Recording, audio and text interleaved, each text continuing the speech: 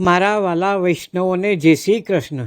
ચાલો આજે આપણે ખૂબ જ મજાની સુંદર વાર્તા સાંભળીએ. આ વાર્તા એક એવી ભક્તની છે જેમનું નામ કર્માબાઈ હતું. તેમને મારવાડની મીરા પણ કહેવાય છે. તેમનું નામ ભગવાન શ્રી કૃષ્ણની સાથે હંમેશા પ્રેમથી લેવાય છે. કર્માબાઈ ભગવાન શ્રી કૃષ્ણના એટલા મોટા ભક્ત હતા કે ભગવાન ખુદ રોજ તેમના હાથે બનાવેલી ખીચડી ખાવા આવતા અને તેમની થાળી ખાલી કરી દેતા હતા.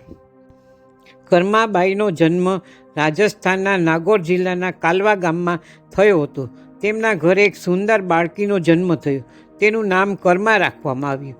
કર્માના ચહેરા પર હંમેશા એક અનોખી ચમક રહેતી હતી. તેમના પિતા જીવણરામ પોતે એક ખૂબ ધાર્મિક હતા અને ભગવાન કૃષ્ણના મોટા ભક્ત હતા. તેમણે પોતાના ઘરમાં ભગવાન કૃષ્ણનું એક નાનું મંદિર બનાવ્યું હતું. તેમનો નિયમ હતો કે તેઓ રોજ ભગવાનને ભોજન અર્પણ કર્યા પછી જ પોતે જમતા હતા. નાનકડી કર્મા રોજ પોતાના પિતાને ભગવાનની પૂજા કરતા અને ભોગ લગાવતા જોતી હતી. આમ કરતાં તે મોટી થઈ અને તેના દિલમાં પણ ભગવાન પ્રત્યે ખૂબ પ્રેમ અને ભક્તિ ભરાઈ ગયા. એક દિવસ જ્યારે કર્મા 13 વર્ષની હતી ત્યારે તેમના માતા પિતાને તીર્થયાત્રા માટે પુષ્કર જવાનું હતું. તેમને ચિંતા થઈ કે તેમની ગેરહાજરીમાં ભગવાનને ભોગ કોણ લગાવશે. જ્યારે તેમણે કર્માને આ જવાબદારી સોંપી અને કહ્યું, દીકરી, અમે જઈએ છીએ, તું સવારે ભગવાનને ભોગ લગાવજે અને પછી જ જમજે. કર્માએ ખુશી ખુશી આ કામ સ્વીકારી લીધું. માતા પિતાના ગયા પછી કર્માએ સવારે વહેલા ઉઠી અને સ્નાન કર્યું. બાજરાની ખીચડી બનાવી. તેણે ભોગની થાળી ભગવાનની પાસે મૂકી. હાથ જોડીને કહ્યું, હે પ્રભુ, જ્યારે તમને ભૂખ લાગે ત્યારે ભોગ જમી લેજો. ત્યાં સુધી હું ઘરના બીજા કામ કરી લઉં. તે પોતાના કામમાં લાગી ગઈ. પણ થોડીવાર પછી તે થાળી જોવા આવતી, પણ ભગવાન ખીચડી ખાતા નહોતા. ખૂબ સમય થઈ ગયો. ભગવાન ભોગ નહોતા લેતા તો કર્માને ચિંતા થઈ. તેણે વિચાર્યું કે કદાચ ખીચડીમાં ઘી કે ગોળ ઓછો થયો હશે એટલે ભગવાન નથી ખાતા. પછી તેણે ખીચડીમાં વધુ ઘી અને ગોળ ઉમેર્યો અને ત્યાં જ ભગવાનની સામે બેસી ગઈ. પણ ભગવાન તો ભોગ નહોતા લેતા. ત્યારે દુઃખી થઈને કર્માએ કહ્યું, હે પ્રભુ, તમે ભોગ ગ્રહણ કરી લો. માતા પિતા પુષ્કર ગયા છે, તેઓ થોડા દિવસ નહીં આવે. મને ભોગ લગાવવાની જવાબદારી સોંપવામાં આવી છે. જો તમે ભોગ નહીં લો તો હું પણ ભૂખી રહીશ. થોડીવાર પછી ભગવાન ભોગ નહોતા લેતા. ત્યારે કર્માબાઈએ ભગવાન શ્રી કૃષ્ણથી ફરિયાદ કરતાં કહ્યું, જ્યારે માતા પિતા તમને ભોગ લગાવે છે ત્યારે તો તમે તરત જમી લો છો, તો આજે કેમ ભૂખ્યા બેઠા છો? કેટલી મોડું થઈ ગયું છે, તમે પણ ભૂખ્યા છો ને મને પણ ભૂખી રાખી છે. આમ બોલતા બોલતા સવારથી બપોર અને બપોરથી સાંજ થઈ ગઈ. ભૂખી કર્મા હવે એકદમ ઉદાસ થઈ ગઈ. રડતા રડતા બોલી, હે ભગવાન, તમે ભોગ ગ્રહણ કરી લો, નહીં તો હું પણ ભૂખી રહીશ. છેવટે કૃષ્ણની મૂર્તિમાંથી અવાજ આવ્યો. કૃષ્ણ બોલ્યા, કર્મા, તે મંદિરનો પડદો બંધ નથી કર્યો તો હું ભોગ કેવી રીતે ગ્રહણ કરું? આ સાંભળીને કર્માએ તરત જ પડદો ખેંચીને બંધ કરી દીધો. ભગવાન શ્રી કૃષ્ણએ ખીચડીનો ભોગ ગ્રહણ કર્યો અને થાળી પૂરી ખાલી થઈ ગઈ. કર્માબાઈએ ફરી જોયું તો ભગવાનની થાળી ખાલી હતી. ત્યારે કર્મા બોલી, હે ભગવાન, આટલી નાની વાત હતી તો પહેલાં મને કેમ ન કીધું? તમે પણ ભૂખ્યા બેઠા છો અને મને પણ ભૂખી બેસાડી રાખી છે. આ પછી કર્માએ પણ ખીચડી ખાધી.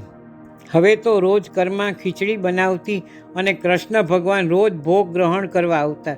આ જોઈને કર્માએ વિચાર્યું કે કદાચ કૃષ્ણ ભગવાનને જલ્દી ભૂખ લાગી જતી હશે અને ઘરની સાફ સફાઈ, નાવા ધોવામાં, તેમને ભોગ લગાવવામાં મોડું થતું હશે. પછી તે રોજ સવારે સૌથી પહેલાં ઉઠી અને બીજું કોઈ પણ કામ કર્યા વગર ભોગ બનાવતી અને પ્રભુને લગાવી દેતી. પછી કર્મા પોતાના દિવસભરના કામ કરતી. થોડા દિવસ પછી તેમના માતા પિતા તીર્થયાત્રાથી પાછા ફર્યા. પાછા આવતા જ પિતાએ પોતાની લાડકવાઈ દીકરીને પૂછ્યું, દીકરી, તે કોઈ દિવસ ભગવાનને ભૂખ્યા તો નથી રાખ્યા ને? કર્મા બોલી, ના પિતાજી, મેં ભગવાનને રોજ ભોગ લગાવ્યો છે. પછી કર્માના માતા રસોડામાં કોઈ કામથી ગયા. તેમણે જોયું કે જતી વખતે તો ગોળનો માટલો ભરેલો હતો, તે હવે ખાલી કેવી રીતે થઈ ગયો? તેમણે કર્માને બોલાવીને પૂછ્યું, દીકરી, ગોળ ક્યાં છે? કર્માએ જણાવ્યું કે રોજ ભગવાન કૃષ્ણ મારી પાસે આવે છે અને ખીચડીનો ભોગ ગ્રહણ કરે છે. ક્યાંક મીઠાશ ઓછી ન પડી જાય એટલે હું ખીચડીમાં વધુ ગોળ નાખતી હતી. તેણે પહેલા દિવસે થયેલી વાત પણ જણાવી. આ સાંભળીને કર્માના માતા પિતા આશ્ચર્યચકિત રહી ગયા. જે ઈશ્વરના આશીર્વાદ લેવા માટે તેઓ આટલે દૂર પુષ્કર ગયા હતા, જેને મેળવવા લોકો શું નથી કરતા, તે ભગવાન તેમની દીકરીના હાથે તેમના જ ઘરમાં ખીચડીનો ભોગ ગ્રહણ કરે છે. આ કેવી રીતે શક્ય છે? તેમણે વિચાર્યું, કદાચ તેમની દીકરી પાગલ તો નથી થઈ ગઈ. તેમને એમ પણ લાગ્યું કદાચ કર્માએ પોતે જ બધો ગોળ ખાઈ લીધો હોય. આ વાત પર કર્માએ કહ્યું, જો તમને વિશ્વાસ ન હોય તો કાલે સવારે જોઈ લેજો, હું પોતે ભગવાનને ભોગ લગાવીશ. આ સાંભળીને તેઓ આખી રાત ઊંઘી ન શક્યા. બીજા દિવસે સવારે કર્માએ ખીચડી બનાવી અને મંદિરમાં ભોગની થાળી મૂકીને પડદો બંધ કરી દીધો. તેણે કહ્યું, હે ભગવાન, મારા માતા પિતા નથી માનતા કે મેં તમને ભોગ ખવડાવ્યો હશે. હવે તમે આ ભોગ ખાઈ અને પોતે જ સાબિત કરો. આવું ક્યારે નથી બની શકતું કે સાચા ભક્તની પુકાર સાંભળીને ભગવાન ન આવે. ભગવાનને આવવું જ પડ્યું. જ્યારે પડદો ખુલ્યો ત્યારે જીવણરામ અને તેમના પત્ની આશ્ચર્યચકિત થતા. ભોગની થાળીમાં કશું જ વધ્યું નહોતું. પછી કર્માનું જીવન રોજ ભોગ લગાવતા પસાર થયું. આશા છે કે તમને આ સુંદર વાર્તા ગમી હશે. ભક્તિ અને શ્રદ્ધાની આ અદ્ભુત ગાથા તમારા હૃદયને સ્પર્શી ગઈ હશે. આવા જ વધુ રસપ્રદ પ્રસંગો જાણવા માટે અમારી સાથે જોડાયેલા રહો. જય જગન્નાથ, જય શ્રી કૃષ્ણ, રાધે રાધે.